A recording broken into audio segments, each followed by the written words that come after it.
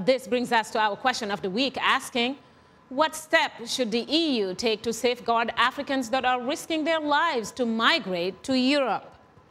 Well, thanks all for using all our social media platform to communicate to us. Let's begin with a comment from Omunua Okugbo Igodalo from Abuja in Nigeria, who writes, the best way out of the refugee crisis is for both the EU and the African Union to be proactive. The European Union can partner with African governments to ensure that Africans are more productive and appreciated at home. If Africans perceive they have a promising future at home and their self-esteem is significantly enhanced, they will probably not risk their lives crossing the Mediterranean Sea in an illegal and shameful manner. Another reminder that we are tweeting live today. Use the hashtag VOA Migrant Crisis or hashtag Migrant Crisis. And if you haven't yet, please follow us at VOA Shaka.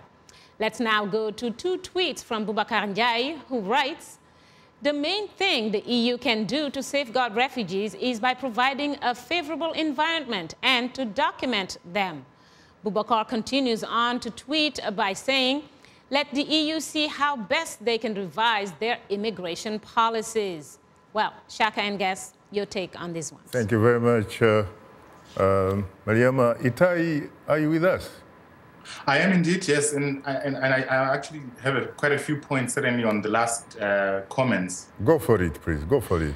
I think the viewer who sent in comments about what can be done is spot on. I mean, one of the things that certainly has been lacking in the whole debate about what's happening now is leadership from Africa, so especially from the African Union, on what the countries themselves in Africa can do to ensure that people are not desperate enough to travel to Europe in the way that they are doing.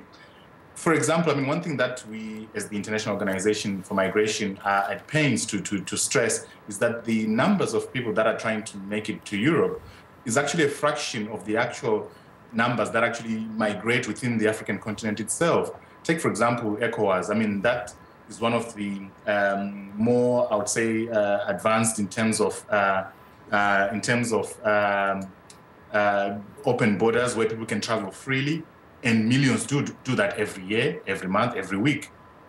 The point really being that if more countries, more regions, regional hubs within Africa are able to follow the same path, you find that people won't find the need or the desperation to travel further afield to try and make a living. The reality is that quite a lot of us want to succeed closer to home if we can't do it right at home. The thought of going further afield is always quite daunting, and it usually takes a certain level of desperation to be able to do that. So I would say certainly charity begins at home. African countries should be doing more, whether it's just tackling issues pertaining to rule of law, governance issues, but ensuring that their own people, their own citizens have access to resources, can better their lives within, either, if not in the country of origin, but within the region. That's essential. African countries, yes, I can understand, but talking about the African Union, aren't you, for example, there perhaps stretching the case really? Because you're talking about an institution that does not have sovereign powers. Is it really not an organization that has the teeth that cannot bite? Well, in that case, then, if it's not fit for purpose, we then have to evaluate what kind of supranational body we have in Africa. I mean, I'm an African. I grew up in Africa, and I'm quite passionate, even though I've lived out of Africa for many years, of what we could be. I mean, we have the capacity to do what Europe has done. We have the capacity to do what South American nations have done. All it needs is strong will and people who really have the best interests of the continent at heart. If they don't, if they have their interests in Swiss bank accounts or wherever else, then obviously they're not going to be interested in pushing forward the continent. And the masses of young people who are trying to earn a living, whether they are migrating within the continent or trying to get to Europe, and as I say, that's a small fraction, those are the people that they should be looking at. That's a human resource that can be tapped into. But unfortunately, we do have a crisis of leadership where that certainly maybe is not even in the top agenda of the leaders. I'm actually coming to Ghana next week with other IOM colleagues to actually meet with various governments from across Africa to look at migration, how the issue of free movement within Africa is paramount for economic development, but also to cutting down these kind of situations where we see people desperate enough to get on flimsy vessels to try and get to Europe. It's actually in the interest of Africa to deal with this definitively. I'm sure that a lot of people will agree with you that what is needed in terms of leadership on the African continent, frankly, is what can perhaps be characterized as a paradigm shift. Yes. Well, Mariama, do you have any more feedback to share with us, please? Absolutely, and a lot of talk about the leadership in Africa, definitely. Let's move on to a posting from William Kukulo from Zelemai in Liberia. He writes, the European Union should call on African leaders to stop the unnecessary corruption, greed for power, and focus on its citizens. If Africans continue to suffer from war, economic hardship, and injustices, there will always be illegal migration. Another Facebook comment comes from Nim Rogers of Kampala in Uganda. He says, I think the Europeans should stop exploiting Africa in all forms, but instead help the continent develop so that Africans stop looking to Europe as the only option. Well, Shaka, quite an interesting pair of comments here. Shaka, and guess your take on these ones. Very interesting indeed, and I hope it is also equally interesting for you, Demetrius, your reaction. They are. They're lofty goals. They're not easily achievable. But nonetheless, the European Union is trying to figure out how to work with the African Union in order to begin a process, a slow process that may lead us to the goals that we all share around this table. In late November, in Valletta, Malta, there will be a summit of the European Union with the African Union leaders.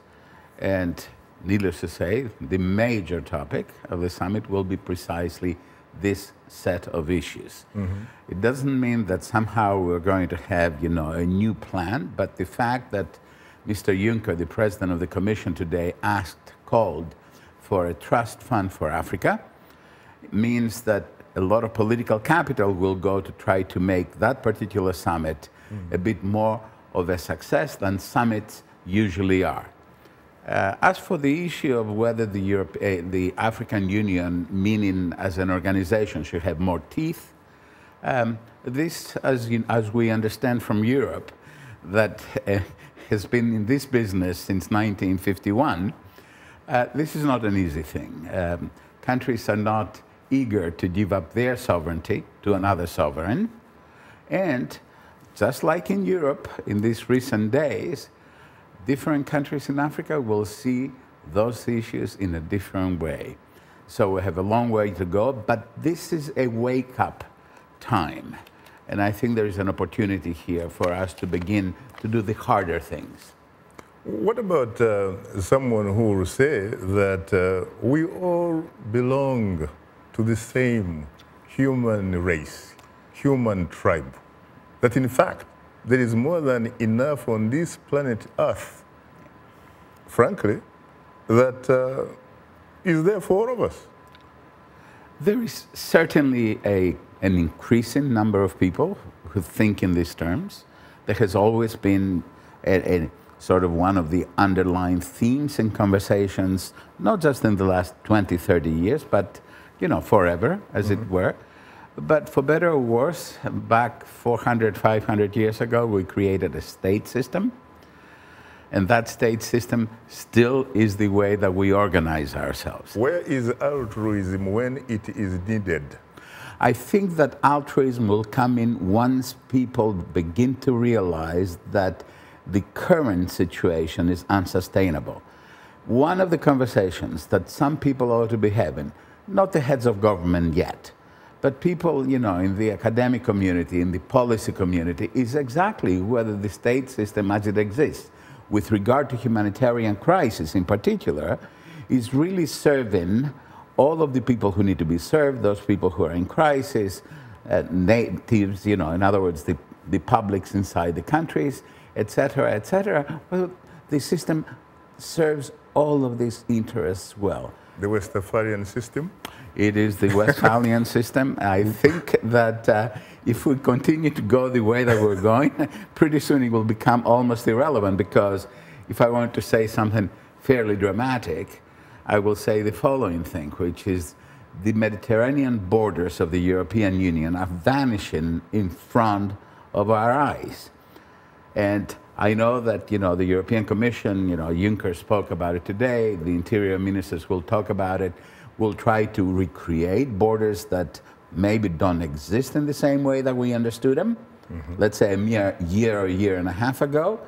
And I do not know which way the conversation will turn, but certainly it's worth having a conversation about this issue. We'll get